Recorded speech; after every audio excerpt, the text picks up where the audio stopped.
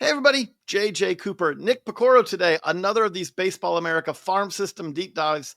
And today we're going to take an in-depth look at the Arizona Diamondbacks, a fascinating organization to me, an organization that has a number one prospect who wouldn't be the number one prospect if it just had a little bit more good luck when it comes to health in Jordan Lawlar, an organization that was in the World Series very recently, but also is in the AL West where it feels like every year is going to be an uphill climb when you're in an in a division with the Dodgers. Nick, great to see you. As we do on this, we just dive straight in. If we were talking at this time last year and I told you that Jordan Lawlar was the number one prospect on the list that you put out for 2025 for us, that would be a bad sign, would it not, considering where he was coming into 24? Yeah, I mean it's kind of just deja vu, right? I mean he's in exactly the same spot that he was a year ago, and things didn't go his way last year. He had multiple injuries, and just never really got on track. I think he played in 25 games, somewhere right around there. He tried to make up some of those at bats in winter ball, but I mean it's just I think everybody expected him to probably have some hold on some position by now in the big leagues, but it just hasn't happened yet. And the thing that stands out with that, this is not the first time that Jordan Lawlar has dealt with injuries as a pro. He had a shoulder problem that kind of caught short his debut.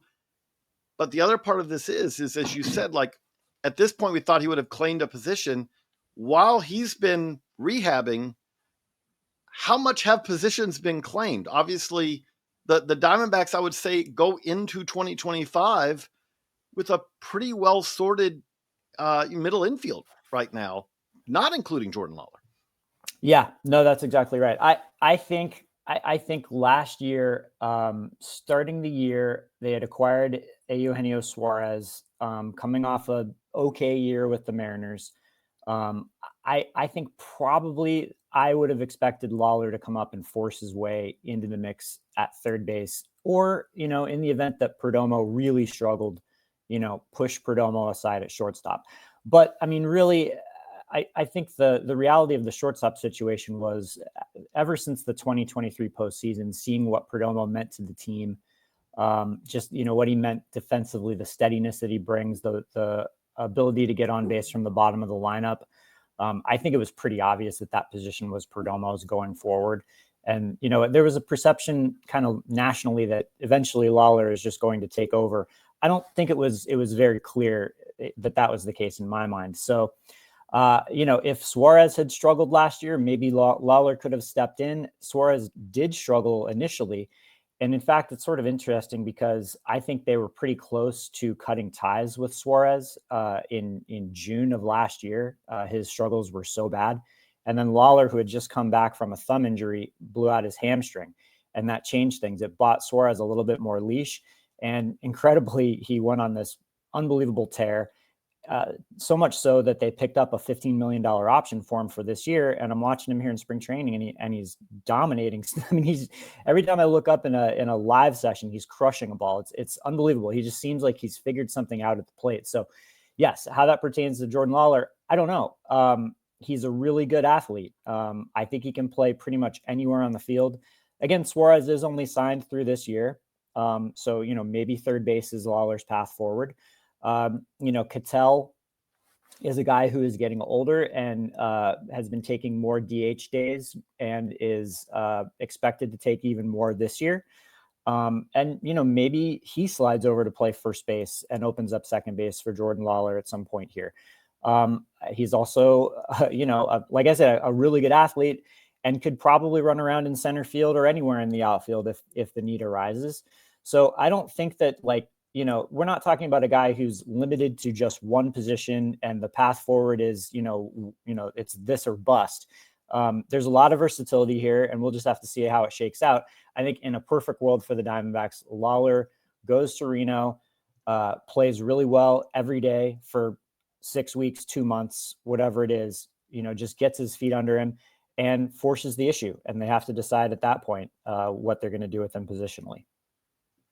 And again, the other thing that's worth noting is this is a player who's going to turn 23 midway through the 2025 season. So we're not talking about a 27-year-old and we're saying like time is running out. This is someone who, yeah, like if you look at the big picture, the long term here, it still makes a whole lot of sense that he fits very much in their plans because, as you said, you've got a couple of different guys who are on the, it's not that, I mean, Marte's not on the tail end of his career at this point, but at the same time, he has fewer years left in his career than he already has in the big leagues, clearly. Suarez, as you said, is on the other side of 30 and is on the final year of a deal. These situations often work themselves out, but it does stand out. Like it feels like if things, as you said, like if things had gone differently in even 23, we could be talking about Jordan Lawlar, who's now in his second or third year as the shortstop. Perdomo's claimed that, gotten a contract extension. That's kind of seems pretty settled now. It just seems like that, but you hit it. The key thing here is beyond everything else, Jordan Lawlar just needs to make up at bats, get in a groove offensively, and have a 3-month, 4-month stretch where you say like he's playing 5-6 days a week, right? Like that's the overriding thing that we haven't been able to see him do a lot of at any point in his pro career is kind of have those stretches of dominance because he's had a whole lot of a litany of different kind of injuries. If it was like his shoulder keeps giving him problems, be one thing. It's been shoulder, it's been hamstring, it's been thumb, it's been everything, all the above. Yeah, you're absolutely right. I mean, he even had like a little rib issue in the 22 season, I think it was, that knocked him out for a little while. Yeah, the shoulder on like his first day. Well, I don't remember if it was exactly his first day. I confused him and but so many of these guys have blown out shoulders shortly after signing. I'm Druw Jones is like, which one was first day? Corbin Carroll, yeah. No, I think it was very early after signing. That Lawlar had that happen. Yeah, I mean, he's had a lot of different things. I do think that staying on the field and proving that he can be durable is a box he needs to check. I don't have too many questions about his ability to play shortstop. I think he can do that at a league average level. People that have seen him, say that it's gotten a lot better over the years. Offensively, I guess there's a little swing and miss. We'll see just how much power impact he has. But I mean, it's a good hitter. It's a excellent base runner, a very fast runner, a guy that has the ability, I think, to impact the game in just about every way. And I don't know if it's going to be a 30 home run guy or, more of a 15 to 20. I think both avenues are possible, are there. So we'll see how that plays out. But yeah, he's got to get out there first. And you said like the thing about this is offensively, you mentioned his athleticism and ability to play a wide array of different positions because of athleticism, skills defensively and all. But the other part of it is the bat should also be good enough to handle a move if it's like, okay, because obviously if you're a shortstop and you're playing really good defense at shortstop, the expectation offensively, even though it keeps increasing and the shortstops keep getting better offensively, but it's still lower than if you're saying, okay, this guy's our everyday third baseman or he's our everyday center fielder maybe or whatever. But Lawlar should be able to handle that. Like this is still someone who it's hard for me to imagine. Okay, for one, I'll say if you and I are recording this a year from now and we're still talking about Jordan Lawlar as the number one prospect in the Diamondback system, at that point really is that would be very discouraging because that would mean that this year is another lost year to injury. It's pretty much the only way I can imagine him not reaching the big leagues enough to graduate. But the second part of this is that if we're talking about him a year from now, it's hard for me to imagine him not being going into 26 with the Diamondbacks positioned to be like a regular somewhere. We just don't know where that's going to be yet, it seems like.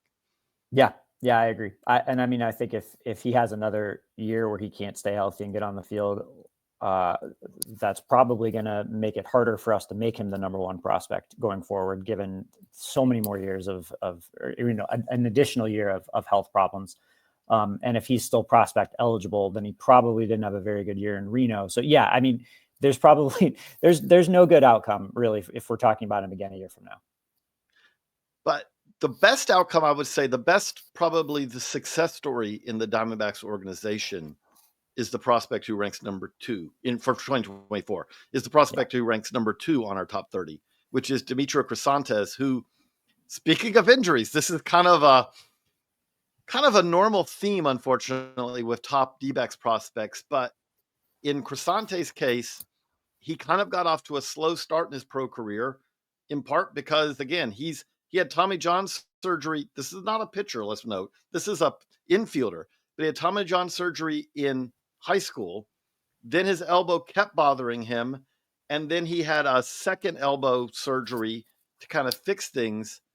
And so we finally really got to see what he could do. So 2022 draftee. And we really got to see what he could do in 2024. And what he could do was get on base like almost no one else. He finished the season with a 57 game on base streak, which I will tell you right now, because I've tried to look into this before. You will hear if he keeps it going, like, oh, he's breaking Mookie Betts' record or whatever.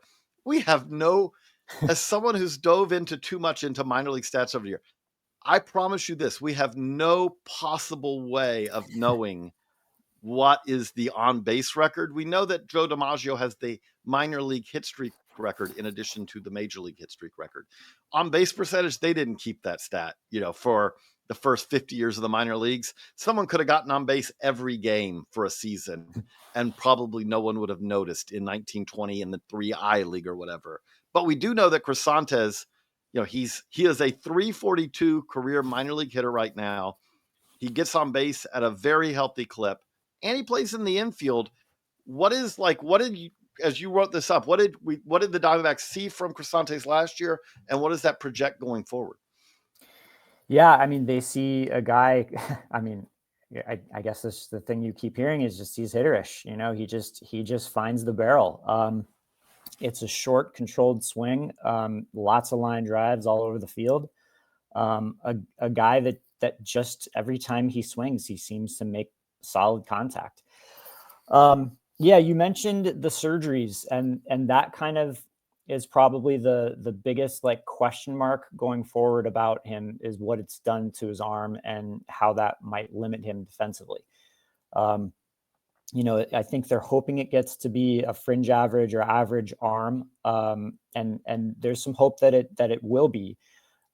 They played him a little bit at third base in hopes of almost like encouraging him to build up arm strength. So just needing him to make those throws. I think most people probably see him as a second baseman. But I do want to say, the guy has been in rehab, for such a long time. I think the idea of giving him a little bit more time here to just sort of have a normal off season, sort of try to strengthen things in a more traditional way and see what it looks like, could change his profile a little bit. Maybe there's a little bit more arm strength, or maybe, he comes back hitting the ball even harder. That was the thing he was excited about when I talked to him I think it was probably last August. He was just saying I'm going to be stronger when I come back next spring. So yeah, I don't know. I guess the name that always comes to mind when I hear him getting described is like a Wilmer Flores type. Just a really solid hitter. Maybe you hope that there's a little bit more than that, when you're talking about outcomes, but that's a nice big leaguer. That's a nice really outcome. Good career. Yeah, exactly. It does feel like, you look at some of the contact, it doesn't the quality of contact, I don't think blows you away, but I think he has a knack for hitting it at the right angles, getting it in the air to his pull side just often enough. A guy that can, maybe hit for a little bit more power than what you'd think, just from, the way guys like Isak Paredes and Alex Bregman seem to just kind of wear out left field. I wouldn't be surprised if he ends up being that kind of guy. So maybe he hits for a bit more power than you'd think. Like you said, he's hitterish. He is the kind of guy who, if you say he went 3 for 4 tonight, you say, how did he did? He's he did it 3 different ways. He got 3 different hits. They're 3 very different hits. I do love also the point that you made, which is when we talk about his arm strength, he's had to focus on just being healthy enough to play, really going back to basically when he was 15, right? He's had multiple surgeries here. This happens. Now, I would say that obviously, in the long term, if even a position player has multiple elbow surgeries, that is more of a concern than the guy who's never had his elbow cut on as far as durability, throwing, all that. But at the same time, we 100% know that throwing can be improved. I always use this probably too much, but I remember George Lombard Sr. now. I have to say senior because his son is now a top Yankees prospect. But he was in that 1995 Macon Braves outfield that I could first team I got to cover basically as a quasi beat writer with Druw Jones, which made poor George look like the worst center fielder I'd ever seen because he happened to be playing with the best center fielder I'll ever see defensively. But he had as he would describe himself, a below 20 arm at that point. He was a football player. He didn't know how to throw. By the time he finished his pro career, he was proud to say he had a 50 and an average arm. We know that arm strength can be built, but the key thing you have to have is you have to have a healthy arm to work on that. So it'll be really interesting to see Crisantes this year because, as you said, his profile really does tick up. If he just gets to a 50-55 arm, then we're talking about, okay, is he a third baseman? Is he a second baseman? Then this gets really interesting. And especially for a guy who, again, I think we feel very comfortable is going to figure out ways to hit. Right. And I do think, I do think we should mention that the bat probably is going to play just about no matter where you put him at this point, even if it's a left fielder, even if it's a first baseman, but the value that he can bring to an organization if he's playing second or third would change dramatically if he's able to do that. I didn't even mean to create this segue, but I just mentioned that when I was covering Druw Jones in 1995. So we need to talk about, speaking of sons of 1995 Macon Braves that I covered, we have George Lombard Sr., who was one of the top prospects in the Yankees organizations. And we also have Druw Jones, who was one of the top prospects in the D-backs organization. We're going to cover that right after this quick break. And we're back. So Nick, you and I have had multiple discussions about Druw Jones, who again, we talk about, unfortunately, the theme, as we've said, the theme of D-backs prospects is Druw Jones, who had a shoulder injury early in his pro career and basically then had a 23 season wrecked by a quad injury, a hamstring injury. So 2024, much like Crisantes, both of them are high school picks from 2022. And in both cases, 2024 was really the first year that they got to go out there and play every day. In Druw Jones' case, he played every day in the Cal League and had a solid season. To start with, what did we get to see finally from him? Because again, first full healthy season. What were the things that really stand out, the positives that we saw from Druw Jones in 24? Yeah, I mean, he stayed on the field. That was important. I think he battled through some adversity. You look at the way his season started, man, we could do a whole podcast here on Druw Jones. I feel like there's so much to say about where he is. I think he struck out in something like 25 of his first 50 plate appearances or at bats, and wound up finishing with a pretty good stat line. Showed an ability to control the strike zone.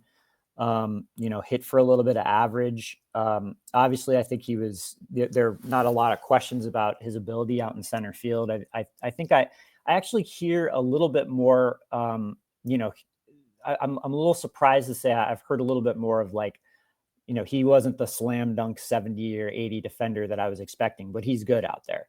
So, I don't know. I don't know if we can, confidently project, 5 to 10 gold gloves in his future, but I think everybody thinks he's not as above bad. Average.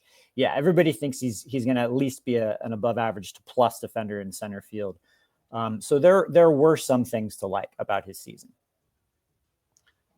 And then there is the question, which is the big one that you and I have talked about a lot, which is the thing I want to see. I will just lay it out. I have tried to watch. I think I watched every ball that Druw Jones put in play last year. Thank you, Synergy Sports, for the ability to do this.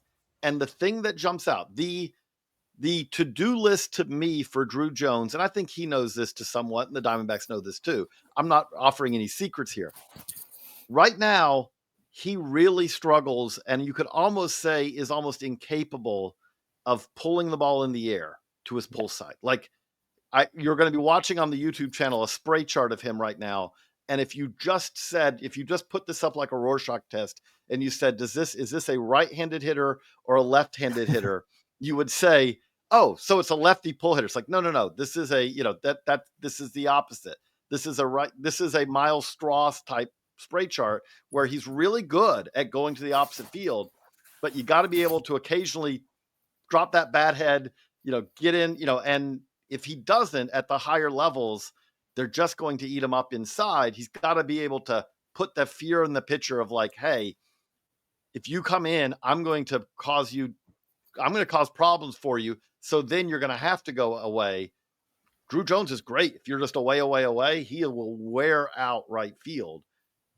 With that, like, how much of a, how confident are you, or how much do you think there is a chance that he will be able to kind of, you wrote about he's kind of adjusted some things with toe tap and all, but like that's kind of a key for him, kind of what we want to see in 25 and beyond, right? Yeah, I think you nailed it. I think that's important. It's an interesting thing that watching him, you don't even hear this talked about in pro ball, but he steps in the bucket. And it's just a thing that you hear that talked about in little league or in high school baseball, which is to say, like, if you're a right-handed hitter, instead of striding directly toward the pitcher, you stride open. You're kind of taking a step toward third base. Now that like is not a problem in and of itself necessarily, if you're able to do these things that you're talking about, like still pull the ball in the air to, or just get the ball in the air, period. I think there's too many ground balls too in his profile. But given that he does do that and he struggles to do those other things, that is the first thing you probably want to attack and try to fix. I do think it's worth noting that if you go and you look at the first home run that he hit as a pro in 23, and you look at some of the ones that he hit, some of the swings that he took as the season went on in 2024, it is wildly different. It looks significantly better. Does it look as good as it needs to? Yeah, he has. I mean, that's as simple as, like, I simple as you can put it, right? I talked to area guys, not area guys, pro guys that had the Cal League last year. And they're like, yeah, we saw him early, we saw him late, and we all were like, wow, he has gotten a lot better. Let's give him some credit for this. He still has a long way to go. So yeah, I mean, the fact is he has made some strides there. Talking to people out at D-backs camp, they're encouraged by the work that they think he did in the off season and the progress that they think he made. I think there's always going to be a little bit of that striding open, at least in the lower half. They're more focused on making sure that it doesn't translate to the upper half, and that he can stay in there and drive balls the way that he needs to.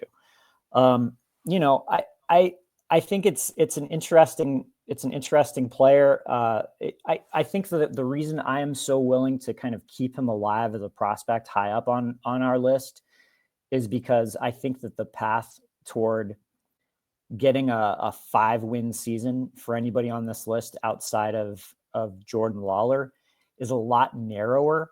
I'm not saying I'm betting on Druw Jones figuring this out. I'm not saying I'm gonna, there's a 90% chance this happens, but the route for him to become a 5-win center fielder with terrific defense, and even you see it all the time, these guys that hit 240, and the fact that he doesn't chase much, could it be a low average from batting average perspective, a league average on base with some pop. He does have legitimate power. You see it in batting practice. He hasn't gotten to it yet, but you start putting those things together along with an above average defender in center field, you have a 5-win player right there pretty easily. Kevin Lawlar. Sure. Yeah. I don't know the odds that it happens. But I do know that he has made significant progress thus far. He hasn't advanced as quickly as everyone thought. He also is sort of cursed, I feel like, with all these comparisons that are swirling around him. Not only his father, but Jackson Holliday, who's right there with him at the top of the draft, and who, in the eyes of some people, like, Jackson Holliday surprisingly went 1. Some people were so bullish on Druw Jones as the 1-1 in that draft. And then, I think too, he's in this system where a lot of guys have moved really quickly over the last 5 years, whether it's Corbin Carroll or Alec Thomas or Jordan Lawlar or whoever it might be. These high school picks that just kind of rocket through the system, and here's Druw having to go one step at a time. So I think there's a lot on his plate. It seemed like he made a lot of progress last year, and I'm really excited to see what it looks like this year and whether he can keep it going. Because I mean, if it does come together, it's a really valuable player, even if it doesn't come together at the levels that maybe we all thought back in July of 22. That kind of is a perfect segue to Tommy Troy is 10 on this list, the 2023 first round pick.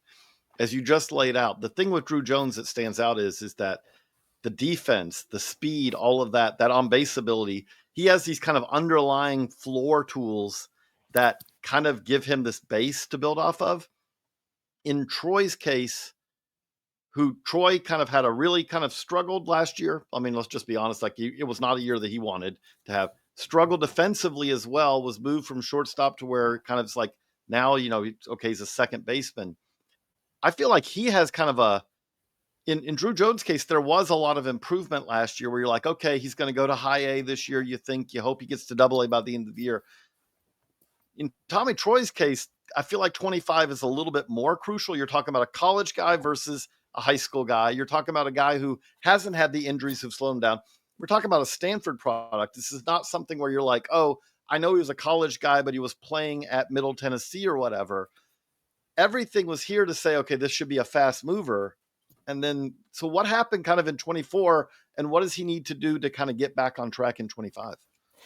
Yeah, I guess there was a bit of an injury, not in the sense that it cost him a whole lot of games, but I think it was it a hamstring or a quad? Yeah. Okay. At the end of camp, he really wanted to break camp and go to Hillsborough. And looking back on it, he admitted he shouldn't have. He tried to grind through it. He wound up landing on the injured list. He came back, and it was more of a mental thing after that of like trying to make up for the lost time, trying to get his numbers where he thinks they should be. I that happens, guys have years like that. But you kind of look at what you just said. I mean, we're looking at a guy who's a little limited defensively. At least doesn't look like he's going to be an elite defender up the middle. And a guy who's older and really needs to get this moving. So yeah, I agree. This is a big year for him. Sounds like he's been hitting everything hard in the early live sessions over at Salt River. So I don't know. I'm curious to see it. We haven't really seen very many flashes. It's hard to come across evaluators that are overly optimistic about it. I feel like it's funny because as divisive as Druw Jones is, I feel like I had an easier time coming across scouts that saw him that were like, I'm keeping him. I see things to be optimistic about here. Tommy Troy, it's been tougher to find those people that really believe in him, but he just hasn't, been the player that he was in college. I'm not saying he can't still, but it just hasn't shown up quite yet. That's the key thing here is that that's where 25 is huge here, because if Tommy Troy goes back out in 25 and looks like he did in 22, 23, in college, 24 gets thrown basically on the, in the garbage can. It's like, okay, he had a hamstring injury, things spiraled, put that in the past. Tommy Troy comes out and does the same thing in 25 that he did in 24. At this time next year, he's going to be someone who he won't be done as a prospect, but he won't have a whole lot of value even in trade at that point, because it's like, okay, your record is your record, and 2 years of pro ball is enough time to say this is probably who you are. But that kind of is there's one other guy in the top 10 I did want to touch base on, because you got to see him in the big leagues last year, and a guy who kind of did, if we're talking about guys who kind of put things together, Adrian Del Castillo is a guy who I would say was coming out of high school, then at Miami, was viewed as like a potential first round pick. And then it all kind of fell apart for him for a while. Slid to the supplemental second round in the draft. And then last year was really kind of like, oh, there's that Adrian Del Castillo that we've been waiting to see.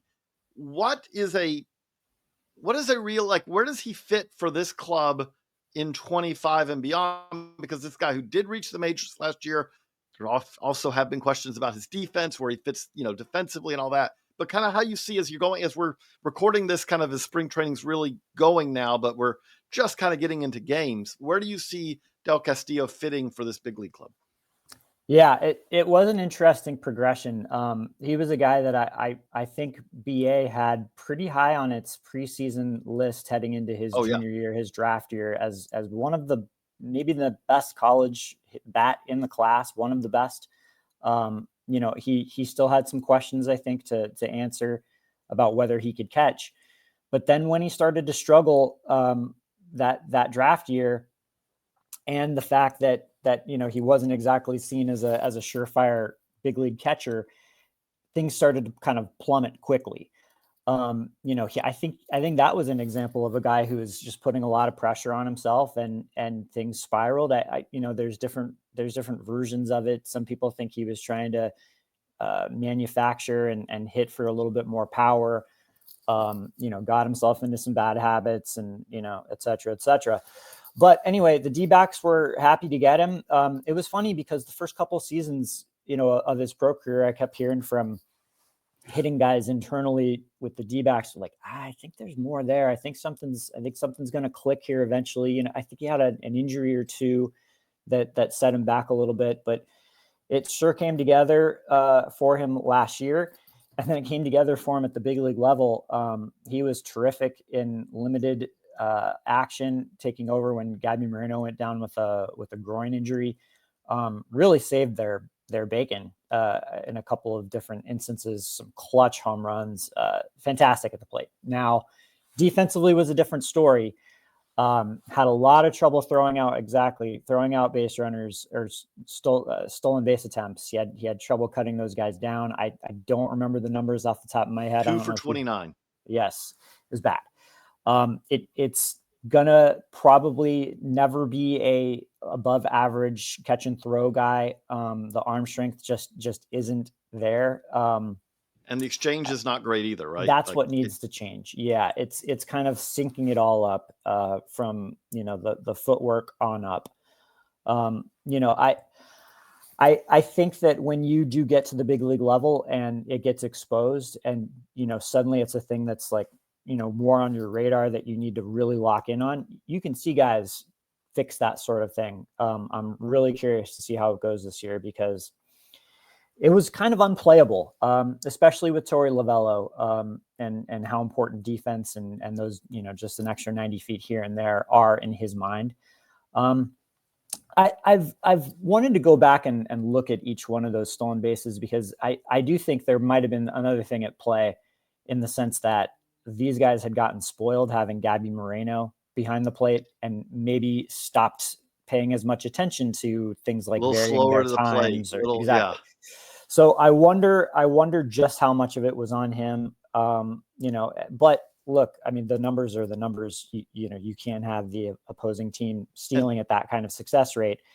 I mean, I guess if you're going to OPS 1,000 or whatever he did, like, maybe it is playable, but like, that's not the type of baseball that Torey Lovello likes to have. So it'll be a tough sell if it doesn't get better. The other problem with that is that when that builds, then all of a sudden base stealers who weren't going to steal normally are all of a sudden go into a series going like, Del Castillo's behind the plate. Okay, we can run tonight. But the question with that then becomes, you mentioned it, like, this is a team that kind of, like, obviously I would say that Adrian Del Castillo could fit as a DH at some days, for them. Like the real question I would say probably more than anything is it plausible for him to be the backup catcher, or is it more plausible, if this defense and the arm doesn't improve, that he's that number 3 catcher who you've got to find, whether it's first base or the outfield or somewhere else, that he kind of is his primary home. And then you say, hey, by the way, having a guy who can still do this, that means that if we need to pinch run for our backup catcher or pinch hit for our backup catcher in the 8th, the 9th, the 10th inning, having a guy who can go back there is valuable. Is number 3 catcher kind of more like the likelihood, or is there a chance that, because it's just hard for me to find a whole lot of teams that go with this guy could really hit, but he can't play defense to a level we want him to play regularly as the backup. Yeah. I don't know specifically the answer to that question as far as right now, like how willing the Diamondbacks would be to carry him as the backup, because it sort of feels like they are just Jose Herrera is still on the 40-man. He's out of options, and he's a guy that is the classic backup catcher mold. So I think they're just the sense that I'm getting is just that he's probably going to be on this team, and Del Castillo is going to get a chance to go down and try to get better at the catch and throw. But I mean, I do think that it wouldn't be out of the realm of possibility that he does end up just having to be a DH at some point if it doesn't get better. I'm with you though. I don't think that there's too many teams that are comfortable having a kind of light defender as your number two. It just doesn't seem like that's the direction that most clubs tend to go. Most clubs seem willing to accept $150 behind, $150 with Exactly. with run into a home run every 5 week kind of guy. If he's really good defensively, is that number two. But that kind of also kind of takes us. We're talking a little bit about the big league club. Looking at the big picture kind of state of this organization right now. Again, the positives are this is the team that has some young big league stars. We've talked about. You mentioned a Gabby Moreno. There's a Corbin Carroll. This is a team also that has been pretty aggressive.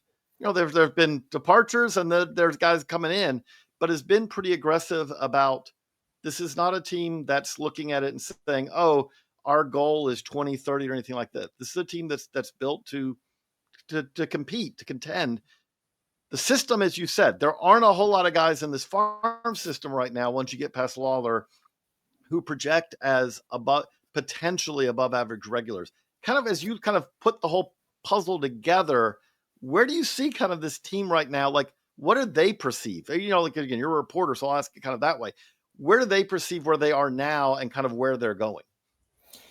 Yeah, I think they see themselves as being in a pretty good spot. They have a fair amount of depth at the upper levels, even if they don't have a lot of guys that you look at as prospects, so to speak, that are close to graduating and being impact guys. But when you look at a system or an organization that if everybody's healthy, could potentially have Brandon Pfaadt and Ryan Nelson pushed out of the starting rotation, that has Dre Jameson just getting healthy and coming back from Tommy John surgery, and could be a either impact arm in the bullpen or give him another chance in the rotation eventually. There's some depth there. Pavin Smith, who we all kind of forgot about and kind of wrote off probably, emerged again last year and had some of the best data you'll see of anybody in AAA, mashed in the big leagues as well.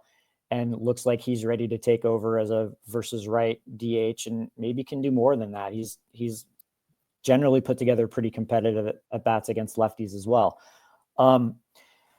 Yeah, I mean, I do think like you look at the system, like outside of Lawlar, there's no guys. I mean, Crisantes could get there very quickly, right? But there's no guys you're kind of comfortable saying that guy's definitely a big league regular, and is going to be doing it in the next 12 months, right?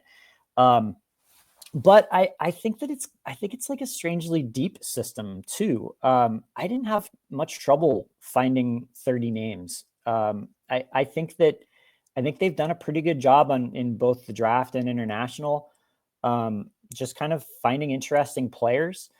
It's not like I was reaching for relievers to try to fill out the list. It's just a lot of guys that haven't done it yet, but have the kind of tools that you could see making it happen. Like Gino Groover is a guy that like I wouldn't be surprised if he pops. And they've got Christopher Torrin, Yasso Soler, like guys that are like I don't think that they're blue chip prospects necessarily, but if they take a step forward in one area or another, suddenly are guys that you're like, oh yeah, Torrin's definitely a shortstop. Like I can see that guy being an everyday big leaguer. Groover irons out his defense. He's probably going to hit. It looks like. Soler just doing it at a higher level. There's a lot of guys that I feel like are pretty close to kind of establishing themselves. They just haven't done it yet at the highest levels. The thing that stands out to me, to kind of agree with you, is when I look at this team right now, they have some resilience. I kind of been focusing maybe too much on this, but I've kind of looked at it. It's like one of the ways that teams fall apart in season is like everyone who's trying at all has a plan A, right? Where plan A, where you're saying all these players, if everyone's healthy, we should be okay. No one ever gets through a year, almost ever, where it's like everyone stayed healthy. But the thing with this is, yeah, they don't have a whole lot of stud prospects right now, but they also have Corbin Carroll and Marte and McCarthy and Pavin Smith, you mentioned, and Gabriel Moreno and Perdomo in the big leagues right now, who should be there for a while to come. You mentioned the rotation's got some depth to it. They're really kind of almost too many guys if everyone stays healthy. And then if you said, okay, what about if Perdomo goes down? Well, that's what we just talked about, Jordan Lawlar. Well, what if Pavin Smith falls back apart this year? Well, that's what we just talked about, Adrian Del Castillo, who's been up and has performed as a hitter in the big leagues. Well, what happens if Josh Naylor gets injured? Well, Pavin Smith can play first base, and then you can plug in Del Castillo. What if Corbin Carroll has another injury? He's had injuries. Well, that's why they signed Grichuk, and they also still have Alex Thomas. There's a lot of different places where they have a plan B if something happens to their superior plan A, and not all teams can say that.